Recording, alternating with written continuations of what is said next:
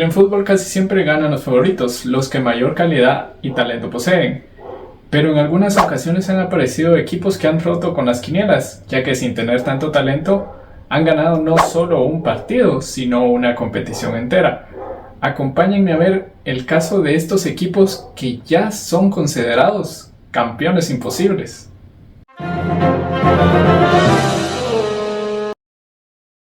Corría el año 2004, pasan algunas cosas importantes, como Jennifer Aniston y Brad Pitt rompían. ¿Somos tan viejos? Sí. Grecia increíblemente organizaría los Juegos Olímpicos desde que lo hicieran en 1896. O yo cursando mi penúltimo año de primaria. Bueno, quizás esa no sea tan importante. Lo que sí fue importante fue que un muy joven Cristiano Ronaldo disputaba su primer torneo importante con su selección. El conocido como Mr. Champions años después acompañaba a una fantástica generación de Portugal, que contaba en su plantilla con el capitán Luis Figo, el muy buen volante del Milan Rui Costa, un muy joven Deco, sin olvidar a un extraordinario 9 como lo era Pauleta, además de que el torneo continental se disputó en su país. ¿Qué podía salir mal? Bueno, se podía llegar a pensar que si el campeón no sería el anfitrión, había selecciones de gran nivel, como la Francia de Zidane, la Alemania de Michael Ballack o la Inglaterra de Beckham, Lampard y Gerrard. Bueno, creo que con Inglaterra sí le exageré porque no han ganado nada desde el 66. Pero nadie se imaginó que Grecia, el país que solo había jugado una Eurocopa en 1980 y que no había pasado ni la fase de grupos, podía salir campeón. De hecho, Grecia empezó dando la primera campanada de la competición, ganándole a Portugal 2-1 el partido inaugural, para después empatar con España 1-1 y perder 2-1 con Rusia. Aún así, Grecia pasó por haber anotado más goles que España. Ya en octavos le esperaba Francia, la Francia de Zidane, el campeón defensor y el principal favorito. Increíblemente los helenos salieron sin complejos y aguantaron el juego de los franceses. Ya en el minuto 65, un centro del capitán Zagorakis era conectado por Ángelos Charisteas, lo que se sumó a un gran trabajo en defensa para mantener el resultado y así romper las quinielas. Ya habían dado una gran sorpresa para aquellos que aún dudaban que esta selección podía sorprender aún más.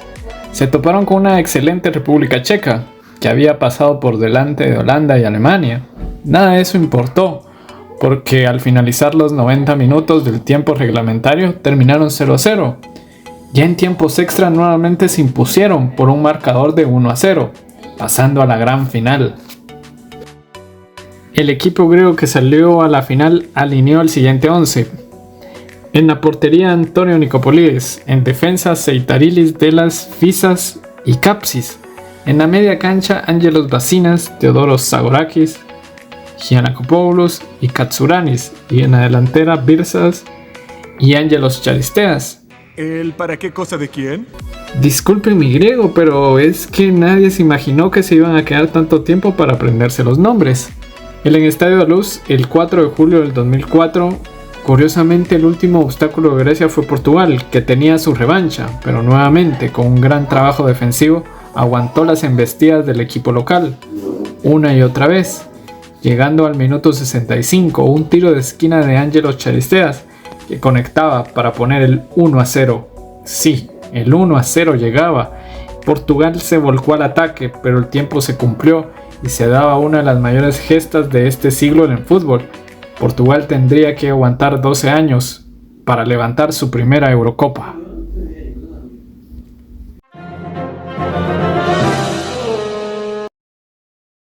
Si hablamos de campeones imposibles, no nos podemos olvidar de Uruguay en el Mundial de 1950. Después de la Segunda Guerra Mundial, Europa estaba totalmente devastada. La FIFA acepta la invitación de Brasil para organizar el Mundial de ese año. El caso de Uruguay es bastante particular. No había participado en los Mundiales de Italia 34 y Francia 38. Realmente estaba invicto, pero no era el favorito para coronarse en esa edición mundialista. En esta ocasión, 34 selecciones se inscribieron para la fase clasificación, para obtener 14 plazas. debido a que Brasil como anfitrión e Italia como campeón defensor ya tenían su cupo en el torneo. Con los países ya clasificados hubieron renuncias, como la de Escocia, Turquía y Argentina. Por lo tanto, el torneo únicamente contó con 13 selecciones.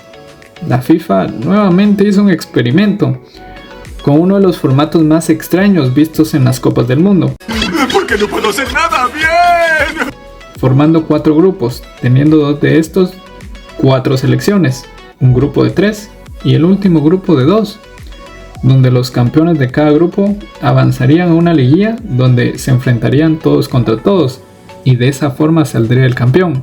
Esto quiere decir que no habría una final. Curiosamente, en el grupo de 2 selecciones se encontraba Uruguay, que enfrentaría a Bolivia en un único duelo con aires de eliminatoria, venciéndolo 8-0, siendo esto una verdadera masacre. Uruguay se sumó a los también clasificados Brasil, España y Suecia. El camino de Uruguay no fue sencillo. Un empate a 2 con España, le ganaron apretadamente 3-2 a Suecia. Ya solamente le quedaba el partido frente al local Brasil, que venía de excelentes resultados desde la fase de grupos, ganándole 4-0 a México, empate a Suiza 2-2, triunfo de 2-0 a Yugoslavia y golear 7-1 a Suecia y 6-1 a España ya en la fase final, por lo que el empate le bastaba para levantar su primera copa. Inesperadamente el calendario deparó una final. El 16 de julio de 1950 aconteció uno de los partidos que difícilmente se puedan olvidar. Hay muchos momentos épicos.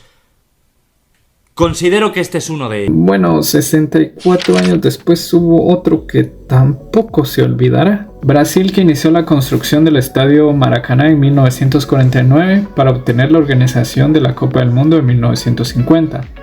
El estadio más grande del mundo por muchos años albergó a más de 170,000 personas para ver a Brasil no solo ganar, sino golear al equipo uruguayo. De hecho, la prensa y los medios brasileños ya se sentían campeones antes del pitido inicial, indicando que sería una goleada. Ya en el partido, la selección carioca fue muy superior en la primera parte. No lograron marcar diferencias, sino hasta el primer minuto de la segunda parte, dando la alegría a los aficionados, pero los uruguayos se crecieron con el paso de los minutos y en el 66 Juan Alberto Chafino empataba el encuentro. Ya esto era una sorpresa, para que 13 minutos después Alcides Chigia, quien había dado la asistencia para el primer gol, superara su marca batiendo con un amague de centro al portero Barbosa, quien dejó descubierto su palo derecho, haciendo el 2-1, silenciando por completo el enorme estadio Maracaná. Brasil se lanzó al ataque, pero el empate no sucedió. Uruguay lograba ser campeón del mundo 20 años después y transformaba la fiesta en alegría. Para Brasil, esta derrota fue su mayor vergüenza deportiva por muchos años, conocida como el Maracanazo. Y sí, este es el momento que les pido que dejen su me gusta, se suscriban y activen la campanita para el apoyo de este contenido. ¡Continuemos!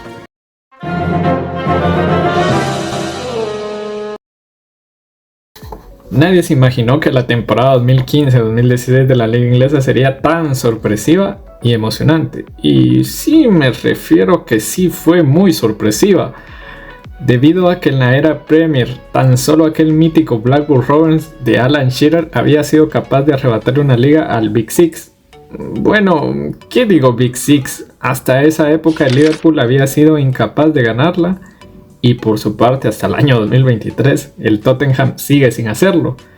Lo curioso es que un año antes el Leicester había logrado milagrosamente mantener la categoría, ya que en 30 partidos solo había ganado 4, y no solo eso, estaban a 7 puntos de la salvación, faltando 8 jornadas en las cuales lograron 7 victorias y un empate. Tío, me he emocionado y todo, macho, qué final épico, Buenísimo. Sorprendentemente, en la temporada del título cambiaron de técnico. Contrataron al veterano Claudio Ranieri, se reforzaron con Christian Fuchs, Shinji Okazaki y N'Golo Kanté, quienes se sumaron a los Jamie Vardy, Ryan Mahrez, entre otros. Para muchos, incluyéndome, unos auténticos desconocidos, porque este equipo estaba principalmente construido para no descender. El Leicester empezó el campeonato con 2 victorias, 4-2 al Sunderland y 1-2 al West Ham, pero se dio sus primeros puntos con un par de empates en la jornada 3 y 4 ante el Tottenham y Bournemouth. Ambos encuentros empatados 1-1, dejando buenas sensaciones y situándole en las primeras posiciones y siendo el único equipo invicto hasta la jornada 7, en la que fueron totalmente arrollados por el Arsenal 2-5. Increíblemente volvieron a perder hasta la jornada 18, 1-0 ante el Liverpool y terminaron la primera vuelta en segundo lugar, empatando con el Arsenal con 39 puntos. Ya con la primera vuelta completada, el Leicester había cumplido y probablemente no descendería. Nadie podía llegar a pensar que podrían competirle a los grandes de Inglaterra. Las casas de apuestas pagaban 5.000 a 1 y los medios especializados siempre pensaban en que se caerían en algún momento. Lo más impresionante es que en los momentos de presión ganaron los partidos importantes. Victoria 0-1 al Tottenham en White Lane, después victoria de local 2-0 al Liverpool de Klopp, partido en el cual se colocaron líderes en solitario y que significó que en la jornada siguiente visitaran el Etihad con un Manchester City que estaba a tan solo 3 puntos de distancia, partido en el cual dieron un golpe de autoridad ganándolo 1-3, fallando únicamente ante el Arsenal y siendo el único rival con el que perdieron las 2 veces que se enfrentaron. Incluso se coronaron faltando 2 jornadas en donde el Tottenham, su más cercano perseguidor, solo le valía ganar, pero empató con el Chelsea en un partido lleno de faltas, haciendo automáticamente al Leicester un campeón imposible. Es bellísimo.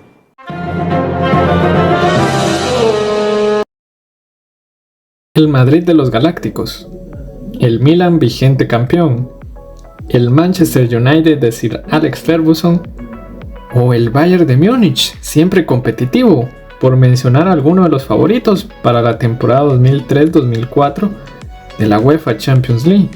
No pudieron ni llegar a semifinales. De hecho, pasados ya casi 20 años, nadie contaba con que el Porto llegaría a la final y le ganaría, al Mónaco. ¿Quién se habría hecho millonario con apostarle a estos 2 equipos? Muy bien, para dicha temporada, el Porto confiaba los 3 palos a Vítor Bahía, que había tenido su paso por Barcelona, un muy joven Ricardo Carvalho, que después sería fichado por el Chelsea, un muy joven Deco, que posteriormente pasaría por Barcelona, o Maniche, que después iría al Atlético de Madrid, siendo estos nombres los que aún se pueden recordar, y dirigidos ni más ni menos por José Mourinho, siendo este uno de los logros que lo llevó un año después a Inglaterra y convertirse en The Special One. Para dar un poco de contexto a esta sorpresa por parte del Porto, en la temporada pasada ya habían conseguido algo histórico, ganando la Copa de la UEFA y la Liga de Portugal, pero ni por asomo se esperaba que pudieran competir hasta avanzadas rondas de la Champions.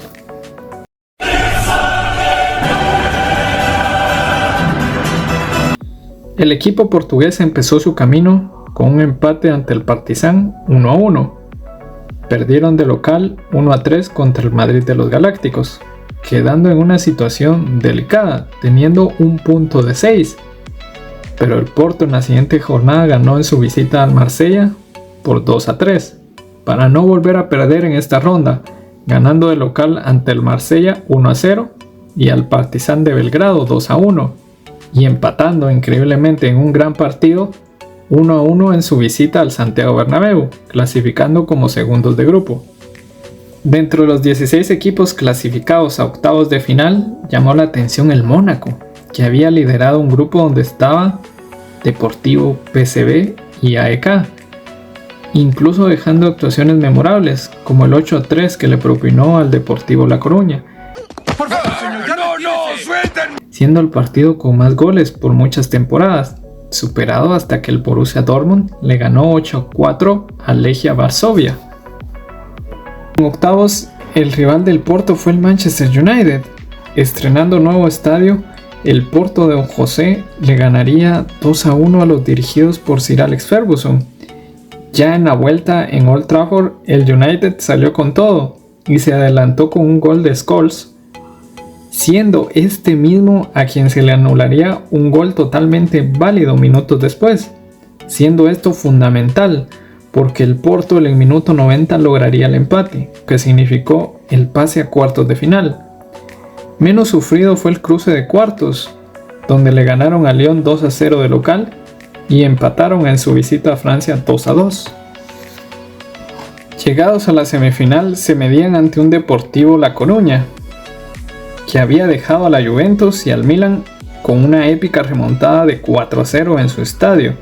Tenían la ilusión de llegar a la final, pero el partido de ida fue áspero por parte de ambos equipos, siendo el resultado 0-0, siendo en Riazor donde se definiría al primer finalista. El Porto, que vía penal lograría el 0-1, llegaría a su segunda final 17 años después.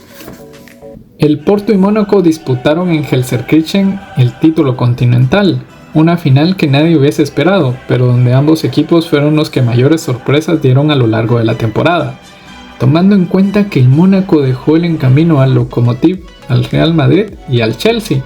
Se esperaba una final más pareja, pero donde solo el equipo de José Mourinho anotó, ganando por 3-0 y logrando la segunda Champions de su historia, siendo la última hasta el momento. Y esto es todo por hoy, amigos. Síganme en mis redes sociales para más historias. Mi nombre es Cristian García. Hasta la próxima.